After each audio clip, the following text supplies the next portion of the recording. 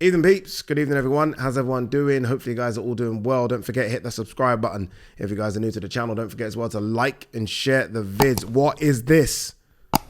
Oh, okay. Just read that wrong. Nearly had a heart attack there. What I thought I read was Spence suffers back injury. What it says is Mary Spencer suffers back injury. Thank God for that. Well, actually, no, not thank God for that. Hopefully she's okay. But you guys know what I mean. Fingers crossed there are no problems in Errol Spence and Terence Crawford get into the ring. Please, God. No injuries, no cuts, no nut. Please let this one happen, because for me, this is the biggest fight of the year, easily. It supersedes, what was the previous big fight? Tank Ryan. It's bigger than that. It's bigger than that. It is. Of course it is. If you don't think it is, that's not my fault. That's yours. I think it's the biggest fight that can be made in boxing right now. What's bigger than that? Fury Usyk's big, just because it's the heavyweight and it's undisputed as well. But Fury Usyk's only really materialized in the last 8 to 12 months. Like, we weren't talking about it. We haven't been talking about it like we've been talking about this one for the last 5 years. That's why, for me, it's the biggest fight, because we've been waiting. And let's not forget as well, I said this on yesterday's video, it's very rare you get two guys in the same division, both unbeaten, in most people's eyes, top 5 pound for pound, undisputed. It's very rare. Very, very rare. So, look, I'm desperate for it to happen. No injuries, please. Haney calls Lomachenko an effing sore loser. Says he was fined $400,000 for the push at the weigh-in. $400,000. That's almost theft. That's robbery. That's ridiculous. I mean, I've seen people beat each other up at weigh-ins and they won't be fined that. That's a joke. I'm guessing that's 10% of his purse. I think I read somewhere that Loma got 3 million and Devin got 4 at their base, not including, I'm guessing, what they're going to get when pay-per-views are totaled. Although I did hear the pay-per-views weren't massive. It wasn't bad. I heard, what did I read somewhere? 300,000. But regardless, look, back to this. 400,000 it's insane. And it's not like that money goes to Loma, right? The pain was inflicted on Loma. That should be Loma's money. Obviously, that goes into the pockets of the people that have fined him. Smith versus Eubank postponed further. Cruz DAZN versus Marshall to headline July 1st card. Massive blow, this one, for Boxer. Obviously, this was their pay-per-view event. I don't know the interest in Cruz DAZN. I think it's a good fight, by the way, Cruz DAZN versus Marshall, but it certainly isn't Savannah Marshall versus Clarissa Shields. And by the way, look, this headline says Smith Eubank postponed. Not postponed, it's off. They're not fighting again. I doubt it. Maybe in the future, I doubt that, but they're not fighting anytime soon. You've probably seen Eddie Hearn has put up a picture of Conor Ben Eubank. They're going to try and go that. If you're Eubank, I know Eubank likes his money, like all boxers should. He's going to go straight to the money fight right now. The money fight's Conor Ben. If you're Smith, I do wonder what you do. I'm not quite sure. He was in Ireland. I saw him ringside with Eddie Hearn, deep in conversation. So I'm not, what's happening there. We'll see. But yeah, that's a big blow for Boxer. Big blow. I wonder what the interest would have been in it. No, in fact, there would have been interest in it. Team Lomachenko petitions WBA, WBC, IBF, WBO to rank Lomachenko #1 at lightweight. All right, enough of this now. You guys know I'm a big Loma fan. The fight was close. It wasn't a robbery. It was a close fight that I think could have swung either way. 7-5 either way, maybe a draw. Trying to petition yourself so that you get the rematch regardless, I'm not a fan of. If I would like, rather than the sanctioning bodies to almost position it for you, I'd like Devin to say, okay, let's run it back. That's what I would like to happen. But yeah, all this, let's stop now. Enough. It wasn't a robbery. Trust me, I've seen robberies, and so have you guys. Hearn on trying to re-sign Haney. Devin's very expensive. We would offer him Regis Prograis. Man, Prograis would love that fight. Absolutely love it. Yeah, don't know what he does. Obviously, this I think Paulie Malignaggi said that he re-signed with Top Rank, a 2-fight deal. Everyone's denied that. I don't know where Paulie got that from. So he is a free agent. I think they're going to have to look at the numbers he did to know if he's worth the money. Devin's going to think he's worth the money because Devin's 30-0, he's undisputed, and he's coming off a career best win. So he's going to think he's worth it, but that doesn't mean you're worth the money. Being valued will be the pay-per-view numbers and bums on seats. So they're going to have to work out whether or not it's worth financially paying him what he wants. Someone will give him the money, but you're going to have to be very, very careful. The good thing about Devin, whoever wants to offer him a deal, I mean, Devin's got big fights at 135 and 140, very, very big fights. So, I mean, I think Devin's going to get paid because right now, Devin's name's out there. Even with this negativity with Loma, his name's still out there. What do they say? Bad publicity is good publicity. So his name's out there. Mauricio Lara, on May 27th, I'm going to make it clear I didn't win on a lucky punch. I don't think anyone thinks it was a lucky punch unless Leigh Wood has said he thought it was lucky. I go up to Manchester tomorrow for the presser. I'm going to be speaking to Eddie, obviously be speaking to both of the guys in the main event. I'm thinking we'll be speaking to Cattrall and Foley. That fight has got a bit of heat. Terry Harper, now that she's taken on Ivana Habazin, it's a decent card. Obviously, look, the biggest problems are that the fact is we have 3 very good main events all on roughly at the same time. I know that Frank Warren has pushed Michael Conlan and Luis Alberto Lopez to a bit early of a ring walk, but it's still kind of the same time. Yeah, I do wonder with something like this, and it's very rare, by the way, that 3 broadcasters all over here have gone at the same. I can't think that's ever happened. 2's happened a few times. 3, can't think of it. I do wonder when it is like this, why we can't have a go at trying boxing on the Friday. Like, boxing is the only sport, elite sport.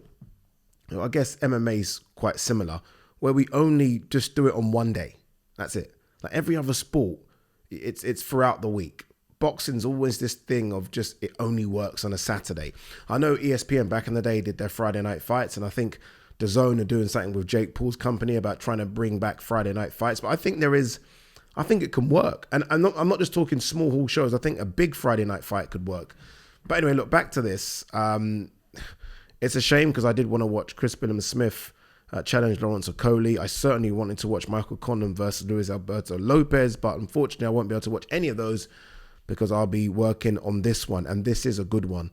Obviously, a lot of people are going to talk about it being repeat or revenge, right? That's the name of the game. This is a very quick turnaround for a fight that ended the way it ended.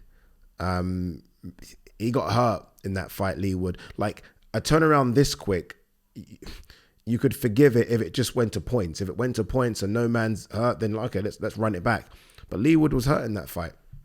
He was. The towel came in. We all saw it. He was knocked down and hurt. Is this too quick a turnaround? I'm going to ask him the question. Obviously, he's going to say no, and we'll have a conversation about it. He's obviously taken this rematch because he's watched the fight back, and I think I read somewhere that he's watched the knockdown or the fight back 40 times. So he's taken this because he's seen something.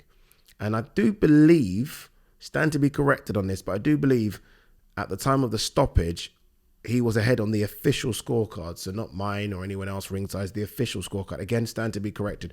So if you're trying to find small nuggets and crumbs of success, that's what you're going with. You're going with the fact that at the time of being stopped, I was beating him.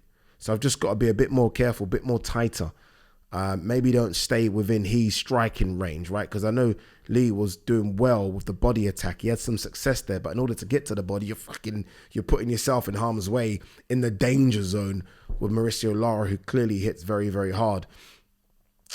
There was something about that fight though, where as you're watching it, and as I've worked with DAZN and Matchroom, Leigh's probably one of the fighters that I get on most with. So, but I'm watching it, and I was watching it with a bit of trepidation, like, oh man, like it almost felt sometimes inevitable that Mauricio was going to get to him. Like Leigh landed some good shots, and they almost seemed to bounce off Lara. I was thinking, geez, Leigh's a big puncher. So I don't know. Hopefully Ben Davison and the team have come up with a decent game plan. It's not going to be easy. It's not, because that Lara, man, man. Something. It's not something special. I don't look at him and think, oh my God, this is the second coming of anyone. But he's just so tough and rugged and gritty and just likes a fight. Underrated hand speed. Got a good chin and it's got power. Got a lot of power. This ain't going to be easy. It ain't. There was talk of this being Josh Warrington versus Mauricio Lara. I remember Mauricio Lara spat.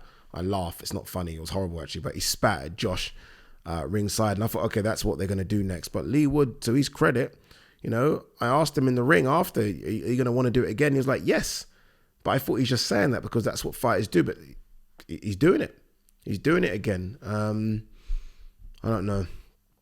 Honestly, I don't know. I'm trying to think of what percentage chance I give him. You've got to make Mauricio Lara a big favourite. You've got to put your bias and love for Leigh to one side. Lara's a favourite and a big favourite. But then with big risks come big rewards. And the reward on offer for Leigh Wood, not only is it the belt, but there's big fights out there as well. Potentially the winner of Conlan Luis Alberto Lopez. If it's Conlan, then that's a unification fight. Potentially Josh Warrington at the City Ground. There's fights in America if he wins. That's all what's there dangling. All that's dangling. If he loses, and he loses badly and he gets knocked out again, then again, that's the risk-reward factor. It's a big risk. Especially Leigh's, 34, 35? Not a spring chicken. Back to my percentage, I give Leigh a 30% chance. I was going to say 25. Let me stick with what I was going to say, a 25% chance.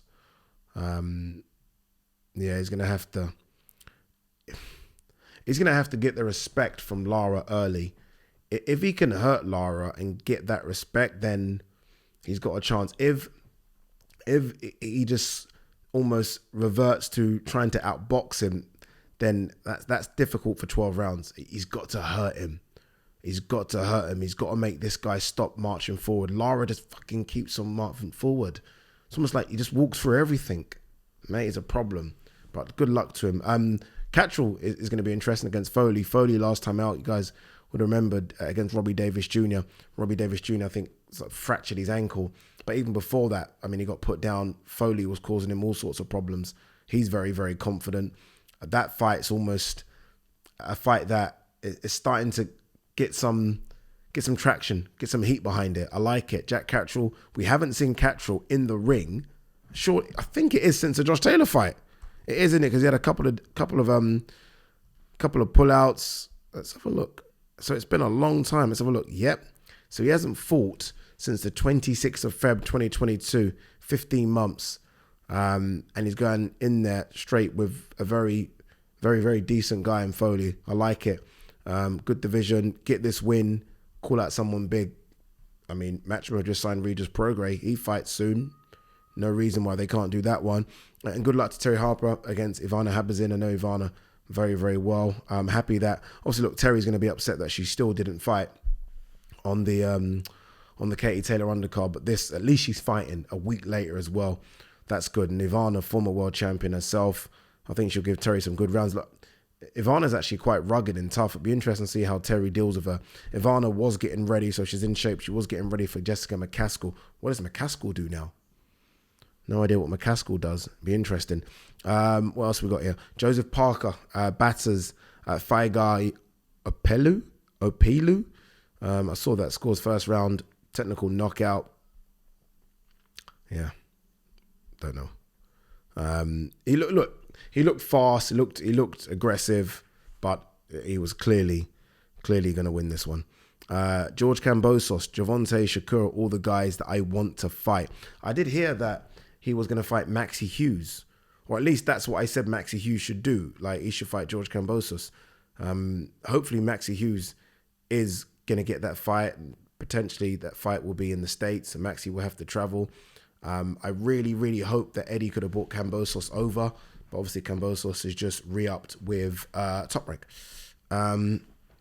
Johnny Nelson, everything is in place for Liam Smith, but I'm siding with Okolie. I think I've already read that. We will do a Billam Smith, Okoli, or Okoli Billam Smith preview tomorrow, talking about that fight. And seeing how that fight plays out. What an interesting fight. You've got Okoli, who I think is just, and I know people don't like his style, but he's made it relatively easy work so far in his pro career, fighting against someone who he's sparred with hundreds of rounds, former trainer who knows him inside out. Like, this is a risky one for Okoli. He's fighting people that know exactly what he's going to do. Now, whether or not that helps Chris Billam Smith is a whole different discussion, and we'll have that tomorrow. But, I mean, they know him. They know what he's good at, what he's bad at, every single thing. Wow, it's going to be interesting. All right, guys, girls, we will see you tomorrow. Peace.